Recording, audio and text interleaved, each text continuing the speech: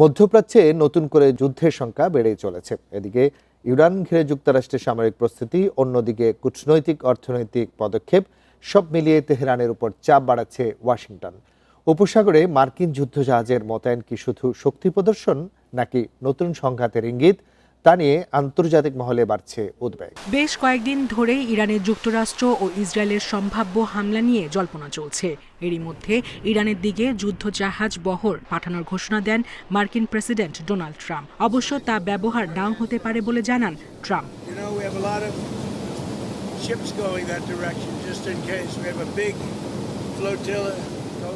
মার্কিন সামরিক কর্মকর্তারা সোমবার জানিয়েছেন, উপসাগরীয় অঞ্চলে পৌঁছেছে মার্কিন বিমানবাহী রণতরী ইউএসএস আব্রাহাম লিঙ্কন। সাথে আছে টমাহক ক্ষেপণাস্ত্রবাহী যুদ্ধজাহাজ ও অত্যাধুনিক এজিস ক্ষেপণাস্ত্র প্রতিরক্ষা ব্যবস্থা। 2025 সালের জুনে ইরানে যুক্তরাষ্ট্র ও ইসরায়েলের 12 দিনের আগ্রাসনের আগেও একই ধরনের সামরিক প্রস্তুতি নিয়েছিল ওয়াশিংটন।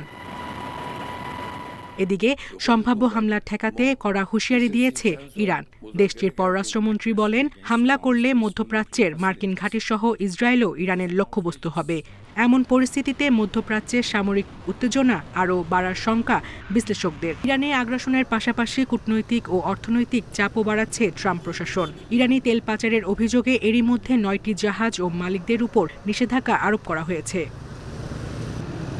সামরিক প্রস্তুতি, কূটনৈতিক চাপ ও পাল্টাপাল্টির হুঁশিয়ারিতে মধ্যপ্রাচ্যে পরিস্থিতি দিন দিন আরও জটিল হয়ে উঠছে বলছেন বিশ্লেষকরা। সায়রা খান, ইন্ডিপেন্ডেন্ট নিউজ।